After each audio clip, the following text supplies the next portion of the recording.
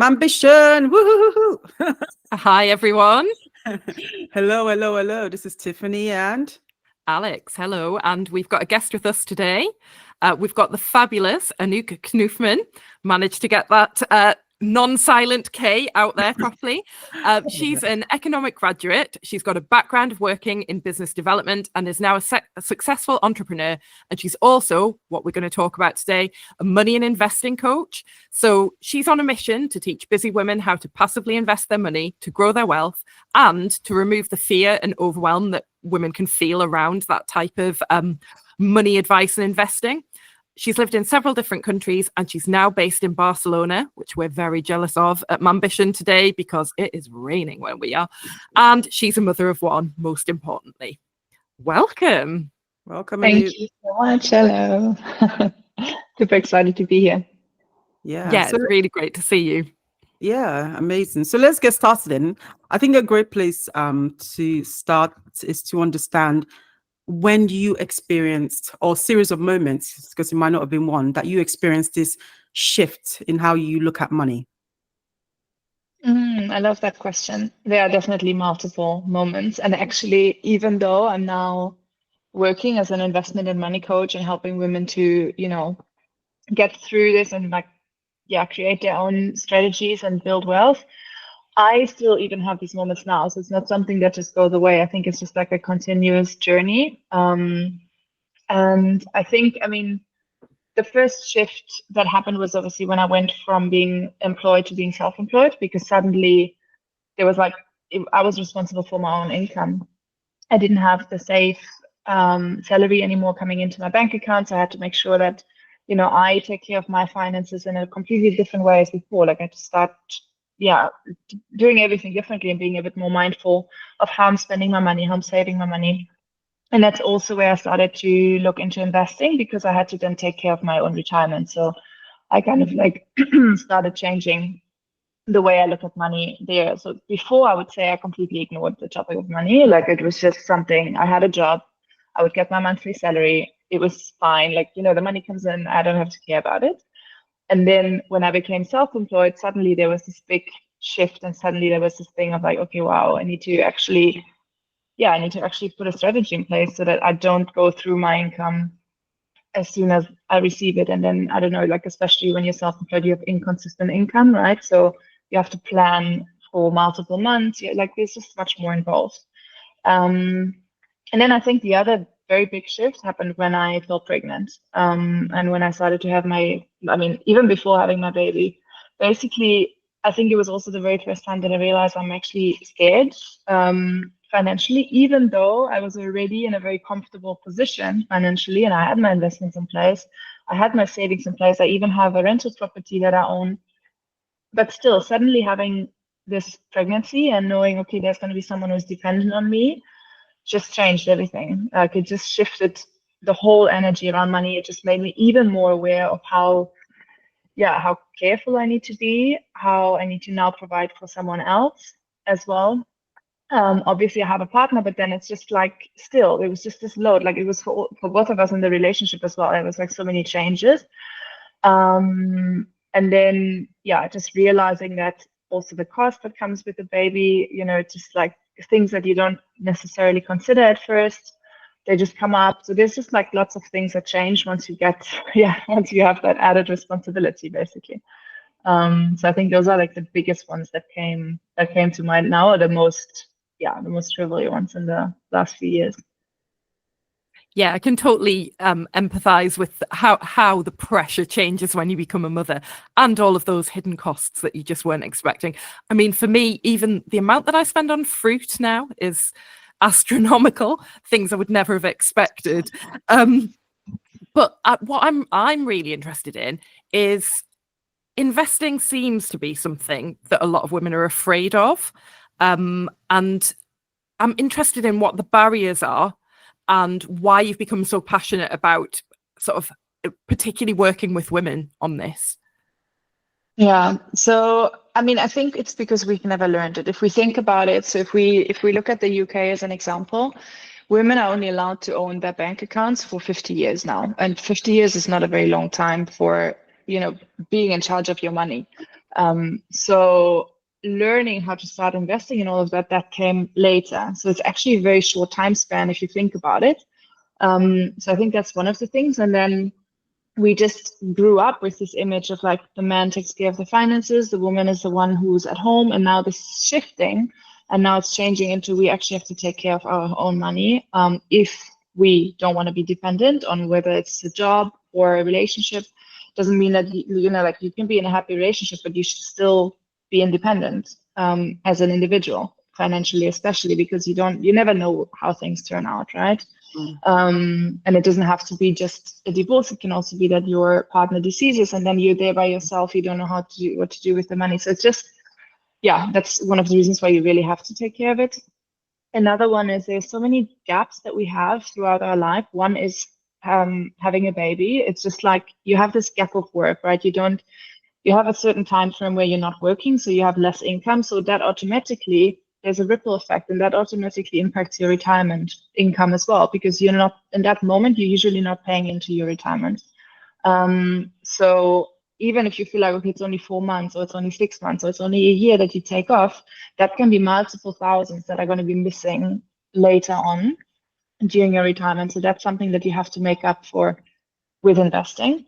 And then in general, the whole retirement system is changing, right? Like how it's been built and what we are going to be receiving is completely different. Like we're not having as many babies anymore. We are growing much older. So automatically we need more money when we get older, which we can't get from the government because they don't have the finances to support us. So we have to support ourselves. And the easiest way to do that is through investing. So the easiest way to take care of your own finances and to take care of your own retirement and to make sure that you actually can maintain your cost of living and your lifestyle. It's not even about living extremely rich when you're like old. It's just actually what you need to do is you need to start investing so that you can even get the basics. Because if you're not doing that, you're not going to be able to even afford the basics. And that's kind of like, yeah, the importance I love that. I love that, Anouk, and I think what I'm really getting from this is this idea that we all have assumptions about money, and often they're wrong or misplaced, or and I mean, for example, I've recently been reading Morgan Housel's The Psychology of Money. I And love that. what I'm really, yeah, and what I'm really getting from that is this idea that a lot of when we look at money, it's psychological, it's emotional, it's not logical or rational. So if we can address those basic kind of psychological assumptions that we have, then perhaps we can move forward with confidence and with the right knowledge. So I'd be interested to know a couple or a few of your kind of assumptions or myths that people have about money, or women specifically, that doesn't serve them. Yeah. So, I mean, I think a very common one, and a lot of us have it probably, or a lot of women have it, is this feeling of like, I'm not good with money, right? And I recently saw a video and it was so fitting. It was basically, if you think of driving, you have never learned how to drive. You wouldn't be saying I'm not good at driving. You would just be saying I've never learned to drive. But with money, somehow we have this idea of like, I'm not good with money. I can't do money. Like it's not for me, whatever. When actually you have just never learned how to manage your money. You've just never learned how to behave around money. You've just never learned how money works. So that's why. So it's kind of like shifting from, immediately blaming ourselves. And that's just the conditioning. That's just how that's just society. And that's how we grow up. And that's how, all the stories we hear. But it's basically shifting from that to actually realizing, okay, it's not my fault that I'm not good with it. And it doesn't mean that I'm not good with it. It just means I haven't learned it, and I can actually learn it. And I can just have to know a few things, and then I can shift it, and I can actually get good with money. So that's one of the ones. Also in line with that is like, I don't know how to save. I can't save. Investing is not for me. I don't have enough money to invest. I don't have enough time to invest. That's a very very, very common one. And I love that one because especially for me now, being a mom, having a business, having a relationship, like having friends, I have no time either, but I still manage to invest because there's ways to invest in a very passive way where you don't actually need a lot of time. And then, I think also one like investing is for men, or I it's everything around that basically, like leaving the finances to the man or male part of the relationship, just because you don't trust yourself with it or you don't feel like it's for you. Sounds Yeah. like there's some issues with confidence around that as well, that maybe some of those things of I can't do it, I'm not very good at it, stem from that lack of confidence. And I think that analogy about you wouldn't say, oh, I'm not very good at driving before you've had a lesson. That makes total sense. I really like how you Or you could have framed had that. lots of lessons like me and still not be able to drive. That's another. But yeah, we won't go into that. What I was thinking as you were talking there was, I don't want you to give away all of your secrets and tips, because I know that you gotta pay people. You got to pay. yeah, I know as well that you have the 7-day free course where you can learn to invest, which I've signed up for and think is really great. And you did the investing masterclass, which I really enjoyed as well, and that's really fired me up.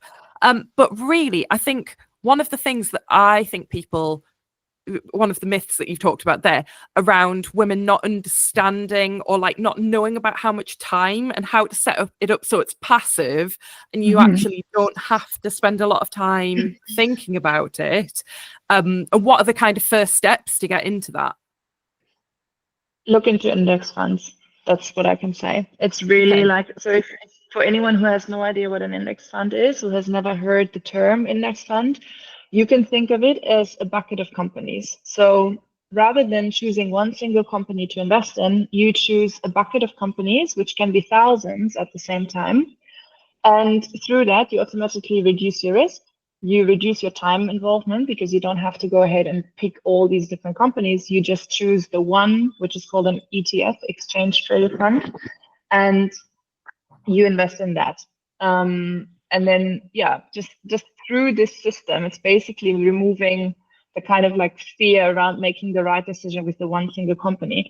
And what's really interesting as well, when we look at statistics, actually passive investors, which means someone who invests in index funds, are usually more successful than active investors, because the likelihood of you finding this kind of like needle in the haystack that is going to be successful is highly unlikely. So finding that one company that does very well, finding the 5 companies that do very well is really, really hard to do. It takes a lot of time.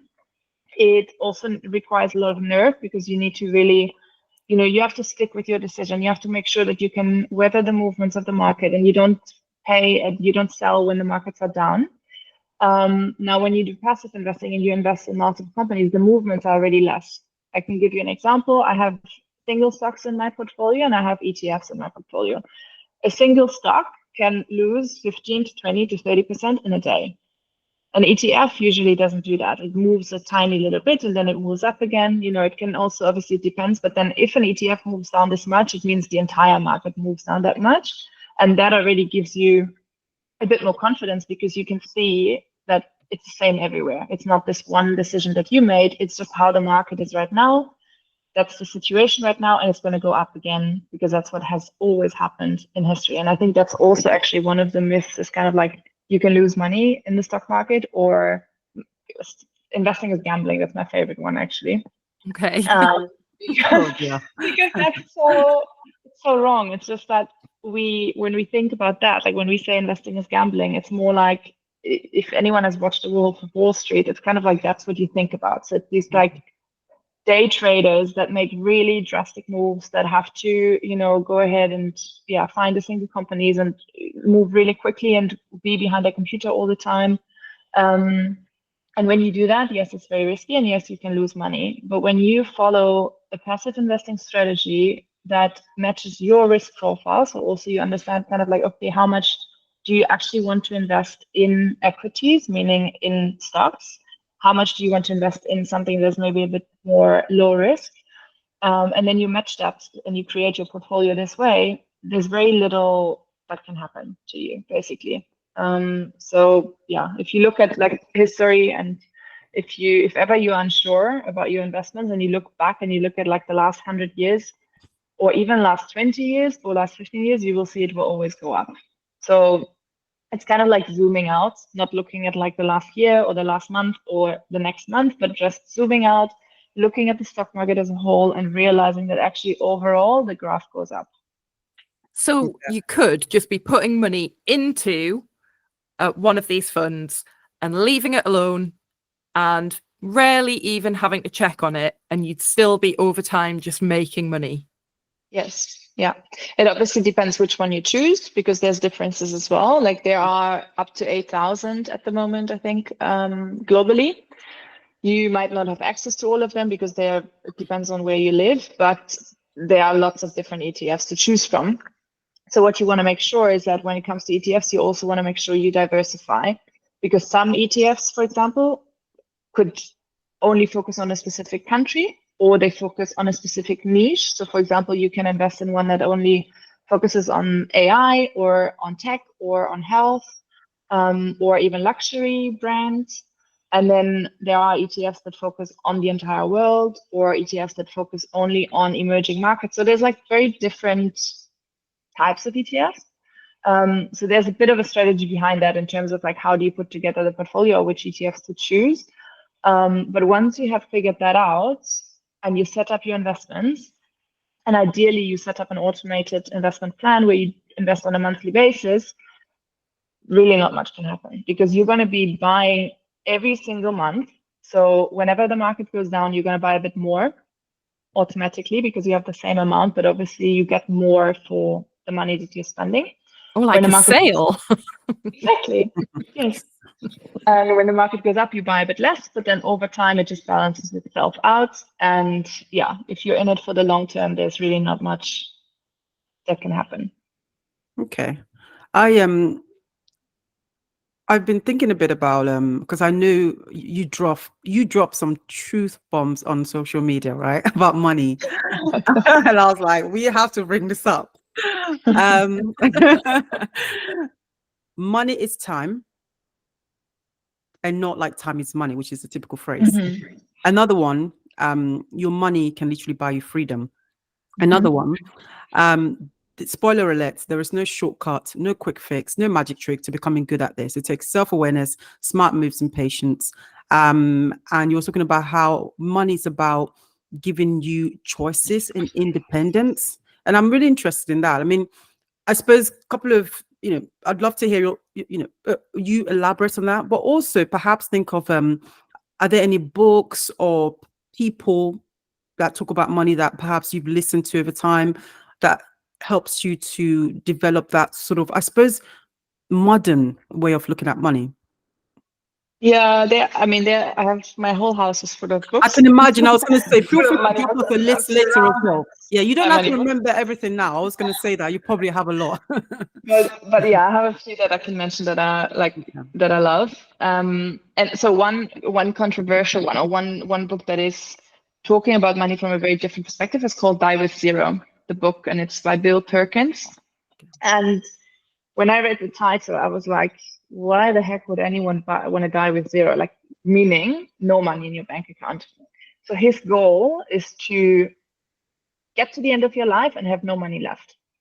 And then immediately I was like, that's just insane. Like, what am I doing all my life if I end my life with no money in my bank account? But then what he's saying, and it makes so much sense, and it was just like this light bulb moment. What he's saying is that you don't want to be sitting, at the end of your life, sitting on this pile of money and then not having the energy to spend it anymore. So you want to find a way to spend the money throughout your life while still securing a future that feels safe and secure. So basically the balance between spending your money now and securing your future. And he talks a lot about spending on experiences versus spending on materialistic things, because experiences pay much more. He talks about something called the memory dividend. And basically what he's saying is that when you have an experience and you spend money on that experience, you create a memory, and that memory creates dividends or pays dividends. Wow. A dividend is basically, when you think of investing, it's what a company pays out to their shareholders as a bonus for owning their shares. It's when they don't need to reinvest into the company because they've made enough money and they now pay it out to, the shareholders. Now, he talks about this from the perspective of experiences and the memory dividend. And that for me was really like, one of the biggest shifts, because what I didn't realize is, okay, I looked back at my life and what I've done. And there was one experience, for example, where I went on an amazing trip. So I did a 3-month co-living experience in Namibia, which was very funny because I had lived in South Africa. I just left South Africa, I moved to Lisbon, and a week later I met a girl who organized a co-living in Namibia. So I was like, okay, I guess I'm going back to Africa again in like a few months. And I was there, and we did like an amazing trip through Christmas and New Year's for 2 weeks, where we went traveling through Namibia, basically camping, and Botswana and Zimbabwe. And when we arrived in Zimbabwe, it was kind of this question of like, okay, am I going to do Victoria Falls or not? Because it was not included in the price. And at the time, I was just like, no, I don't want to spend the money. I'm going to come back probably another time. I will just do it then, and I'm going to save the money. Luckily, my friend told me it's a once in a lifetime experience. I will regret not doing it. I'm even getting goosebumps now. It's like when I talk about this, it was doing these things. I basically then went to do Victoria Falls, went to visit Victoria Falls. I did 1 day there, and it was the best thing of the entire trip. It was just this like the most magical place I'd ever been to. And I was like, I would have almost not done it just because I wanted to save the money. But then for what? To just spend the money on something else that is probably not as meaningful. So, and that's kind of like his concept as well. He's talking about, obviously, you have to spend within your means. You have to, be safe financially, and you have to make sure that you have enough money. But most of us actually have too much money left at the end of our lives. And then we regret not doing more when we were younger. So I think that's one of the biggest, like that's one of the most like eye-opening and kind of like mind-changing books I've read. That sounds really amazing. And I love the focus on experiences rather than things, because I was thinking while you were talking, who's going to think about, when you're there at the end of your life, you're not going to think, I really loved that car I had back in like 2024, are you? You're not going to think that kind of thing. It depends. Well, I think it's a balance. I was going to say, I think there's a balance there, though. I think there's it's a balance, isn't it? But just knowing what's important to you, because I think so many people kind of say, look on Instagram, oh, that person's got that bag, I better get that bag. Yeah. No, it's about understanding yourself, and that's actually my post today was about that. It's all about learning who you are, learning what's important to you, and learning kind of like what kind of life you want to live. And that's something I'm helping my clients with, because it's kind of around using money as a tool to really create the life you want to live, rather than just doing what your neighbor does, or not doing anything because you want to save, or being in this like fear around money all the time and around spending.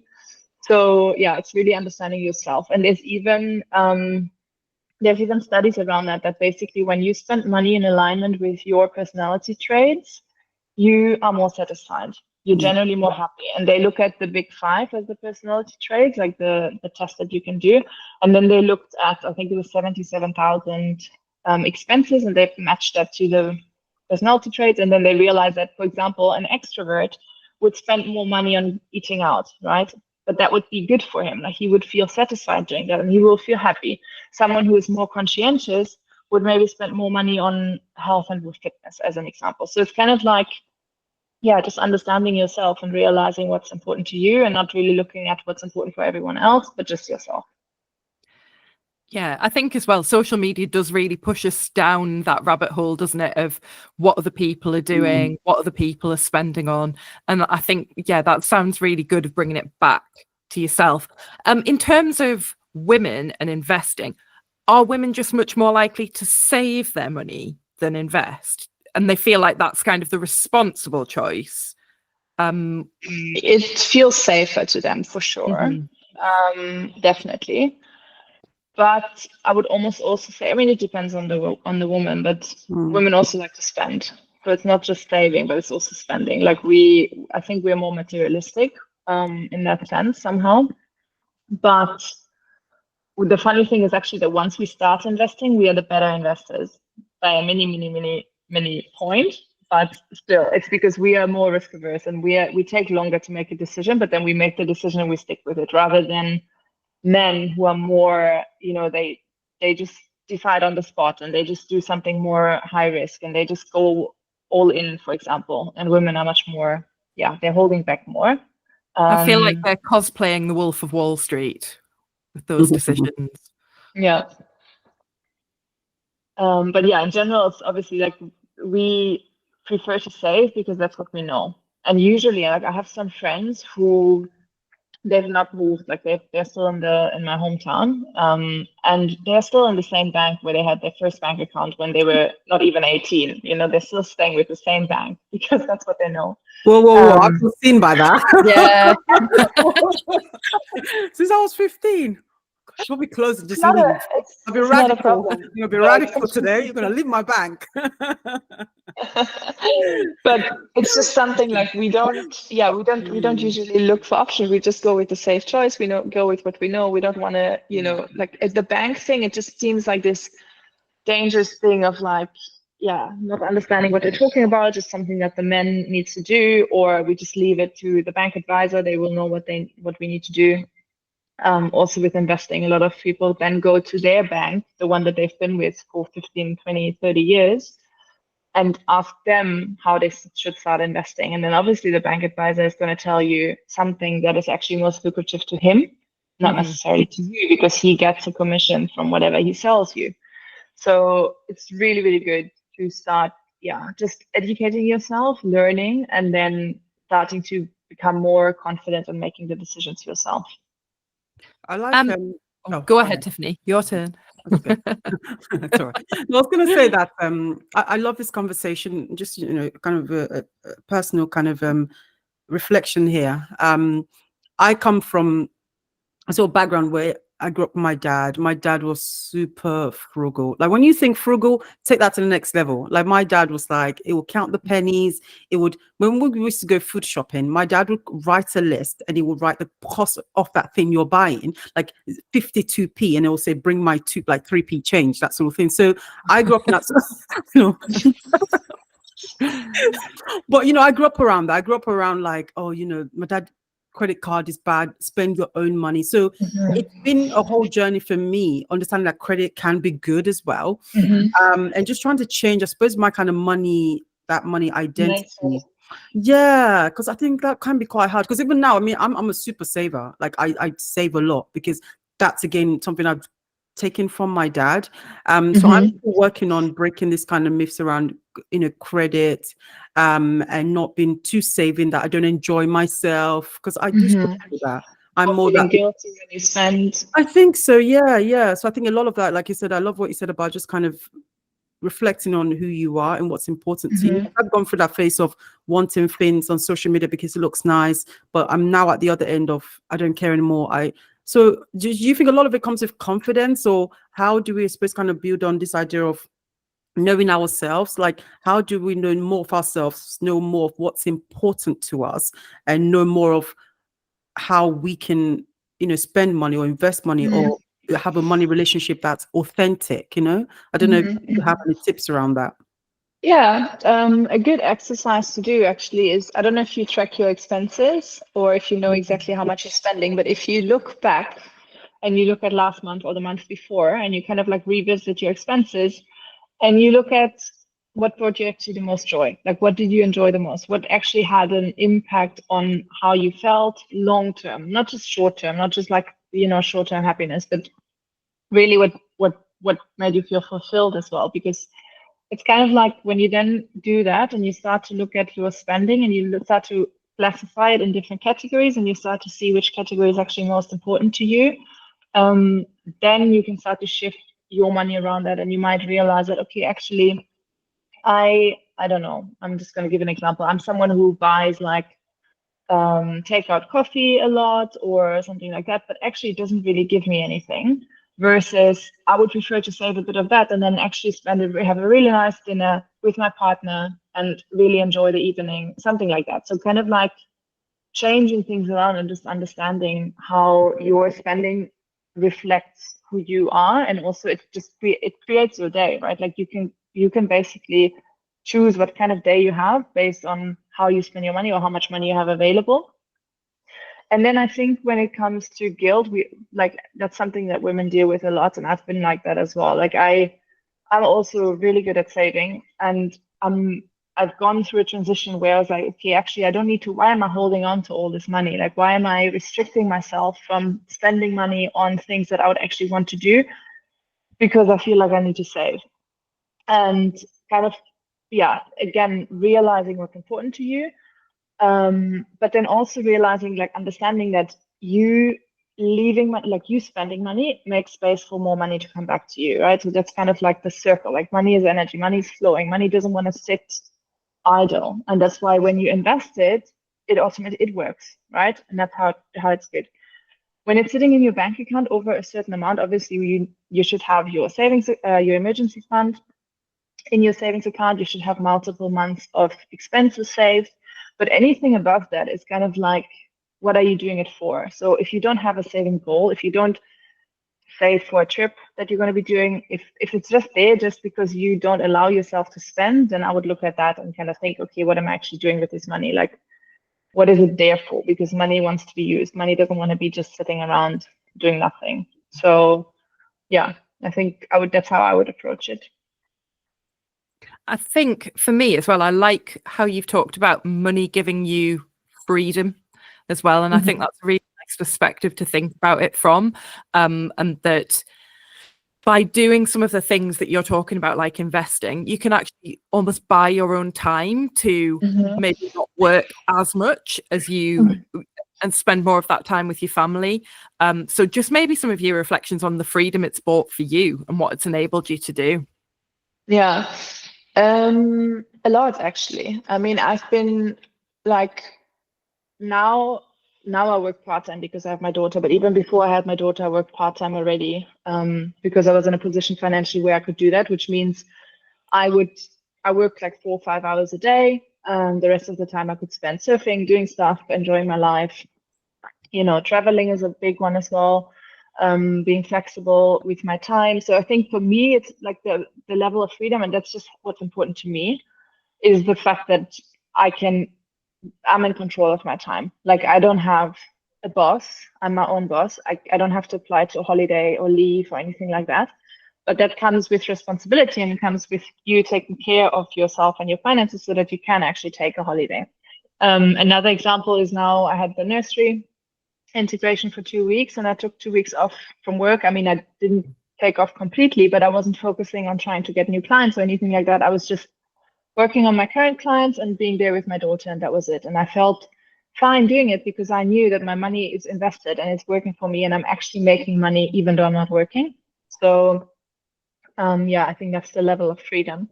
And actually a good book for that, or talking about time, is Your Money or Your Life.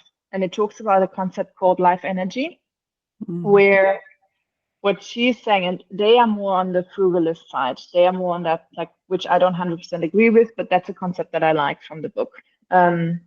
Basically what they're saying is that when you go to work, you exchange your time for money, right?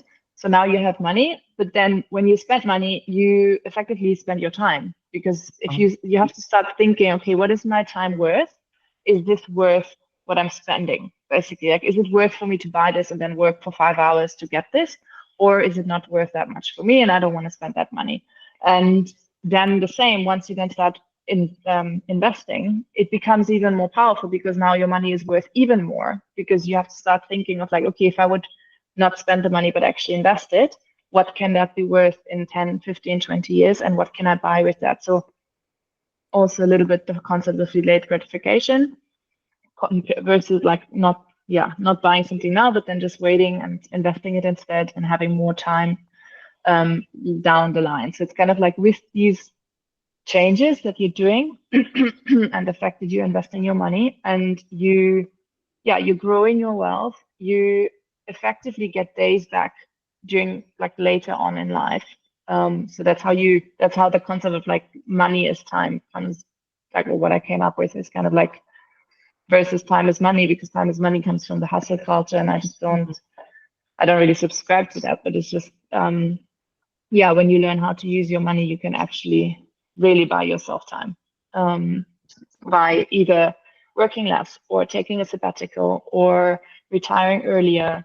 And all of this is kind of like ties into having more time that you can then spend with your loved ones, do things you do things you love and enjoy, travel, work on a passion project, anything like that.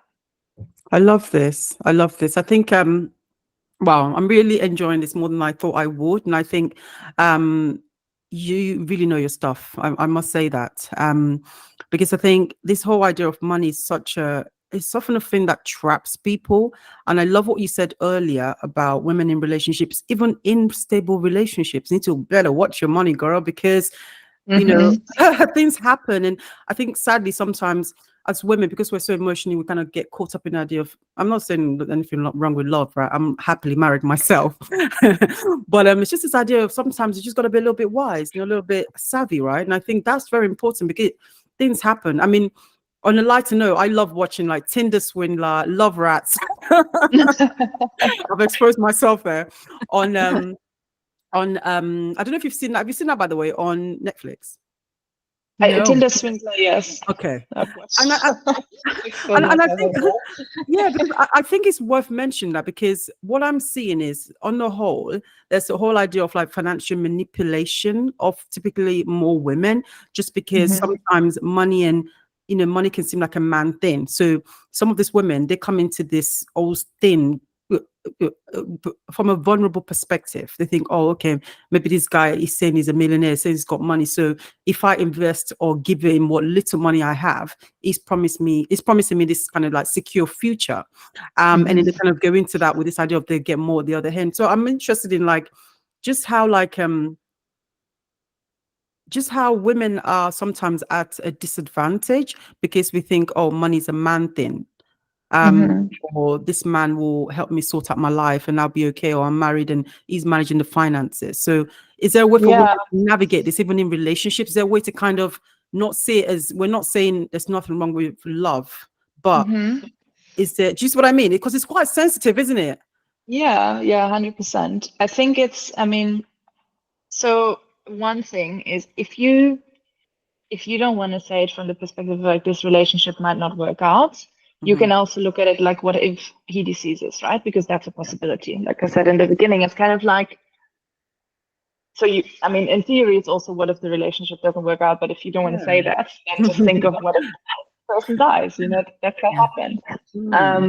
You just want to make sure that like I've seen it often enough where this happens and then you don't even know how many bank accounts there are. You don't even know where the money is. You don't even know what investments there are. You don't even know what these investments are. Like you don't know anything. And then suddenly, especially if you have kids, it becomes even more like serious. Suddenly you have to take the responsibility, but you have no idea how to do it. On top of that, you're dealing with grief and everything else. So kind of like I said, if you don't want to think this relationship might not work, think of that, because that's 100%. Like, we are all mortal. We're not going to live forever. This is a possibility, and that's just something to be aware of.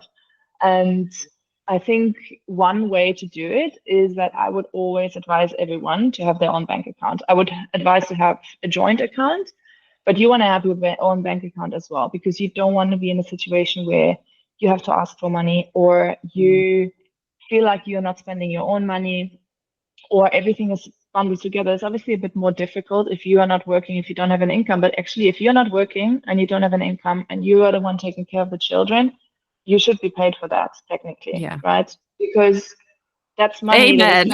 It's true. Because as an example, the last it's like it's money that you're not spending on childcare, right? So that money should go to you, and that's kind of like and that's just things of like how you should think about money. And it's not always, I don't think it's always the role of the woman to take care of the kid. It's not always the role of the woman to take care of the house. It's just like, you are in a relationship, you have a child. If the husband or the partner is the one who wants to go to work because maybe also he's in a better position where he could get more money, he has a better job, anything like that, fine, he can go ahead and do his career, but then he needs to reimburse you or pay you for what you're doing, right? It doesn't and that's how you get out of this like dependency. So yeah, I really like that. And I think that's I think as well, not only are you saving them childcare, but you're also disadvantaging your own earning potential in the future by having that gap. So yeah, absolutely, completely agree with that.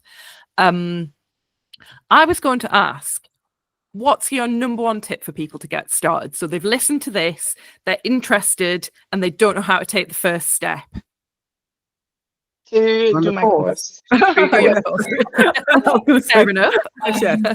Yeah, I'm gonna do a revamp of it, I think, because I did it in January, and I feel like we all grow, right? So I've like my writing changes, my messaging changes, how I speak changes. Like I think the person I was in January when I was writing, I was holding back a bit more. Now I'm much more blunt, much more like in your face. So I'm gonna update the course, but for now, just the course is on my website. So I would do the course. I do free masterclasses regularly. So just use it, like joining my mailing list helps to stay up to date with that. And then I also post on LinkedIn regularly, and you can also get a lot of content from that. Like I'm usually not holding back because the reason I started this is because I want to have more women who actually start investing and do this. Obviously, if you start working with me and you, decide to invest in me, then it goes faster and I can help you to get there faster. But you can also just consume my content and actually get the confidence through that and start doing it yourself. So those would be my starting points. I love that. Cool. And I think you also mentioned about where people can find you online. Are you mainly on LinkedIn or you also use Instagram? I have Instagram, but I might just redo it because it's Okay. I don't like it. Okay. Alright. Same with us. We're more on LinkedIn. Yeah. Can I ask one final question around things like you talked about the different platforms and stuff like that people can invest through? What about things like Moneybox? Do you have that in Barcelona? So that's like just an app on your phone, and I think it's similar, but I don't know because I think they're the kind of. Is it at the bank or is it what did I do? I don't know. So, Is that the name? Moneybox. Yeah, Moneybox. So it's an investment platform. Are you Googling at the moment? Yes. So yeah, it's a platform that you would use on your phone. And I feel like there are a lot of women who might jump in via something like that because it seems familiar. It's been advertised on TV, but I just didn't know whether that is a legit way. I think do pay into a fund on something like that, but I don't know whether in terms of fees they would be better with I don't know, a different type of platform. I don't know Moneybox, but my broker. So I just need to drink some. No, I'm good. My broker is also on my phone. Like I don't have there's different offers. Obviously, there's different brokers, different accounts that you can use. I have one that I use on my phone, which has pros and cons because I can just literally, like any other app, I can just open it and I can see the balance of my account and I can see how much my investments have made or lost. So if you are just starting out, might not be the best way for you because you might get nervous actually. You might just check all the time. I remember when I downloaded the app or opened my account and I started investing, I would like check every day. And I'm like, oh God, okay, great. Oh no, okay, like constantly. So, but yeah, when you do like, basically what you call this is a broker, right? Like you need to have a broker in order to invest. And what I would look at is the fees because now there are so many brokers that you don't have to pay a lot of fees. Usually they are for free actually. And then transaction fees should be really, really low as well. When you have saving plans, so when you have automated investments, they are also for free most of the time.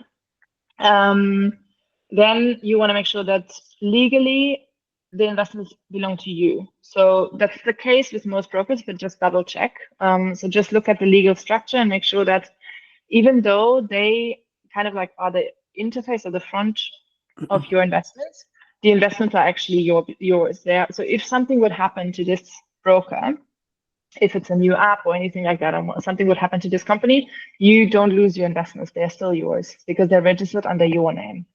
And then a general one is just customer service, like, are they easy to reach and stuff like that. So yeah, I'm looking at reviews.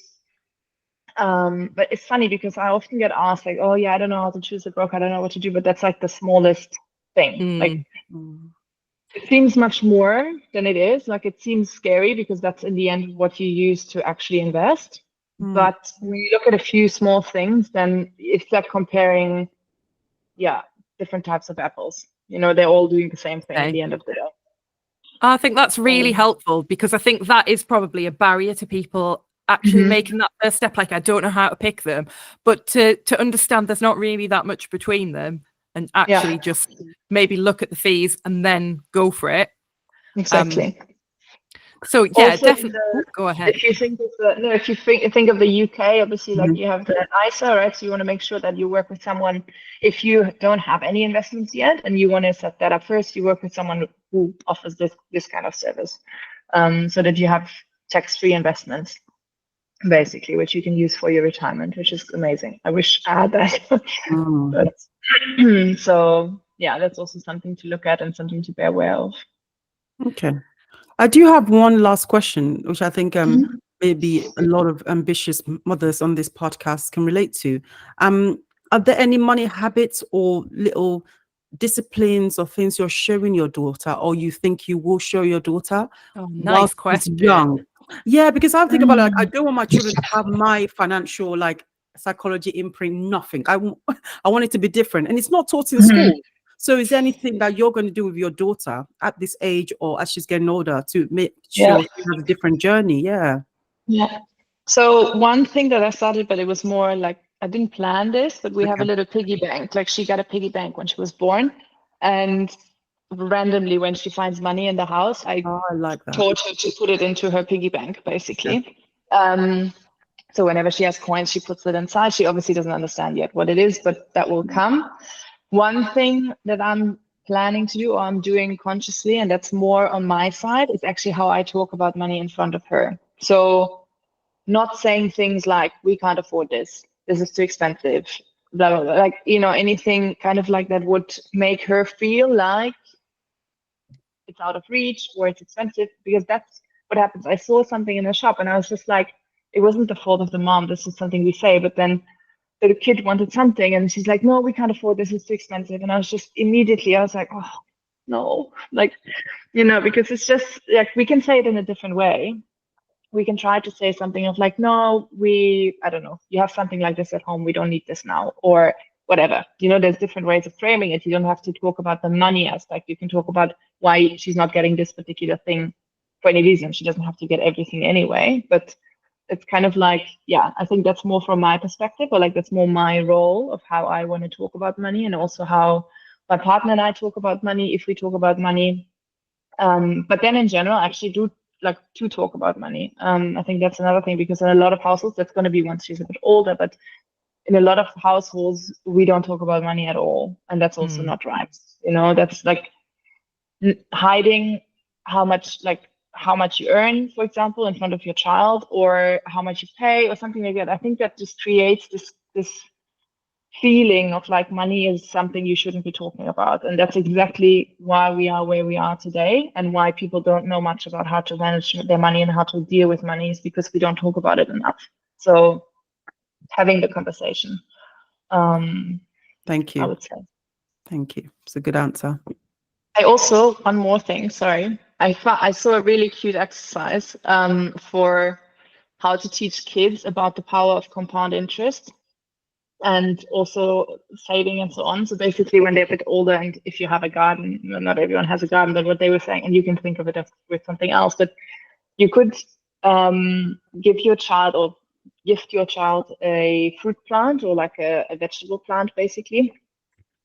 They can then go ahead and sell the fruits or the vegetables that they get from that plant, and then they get another fruit plant, and that's how they kind of like grow their garden with the money that they make from the fruits or the whatever they're harvesting, basically, right? So they have one plant first, then they sell, let's say tomatoes. They have a tomato plant, they sell the tomatoes, they get another tomato plant.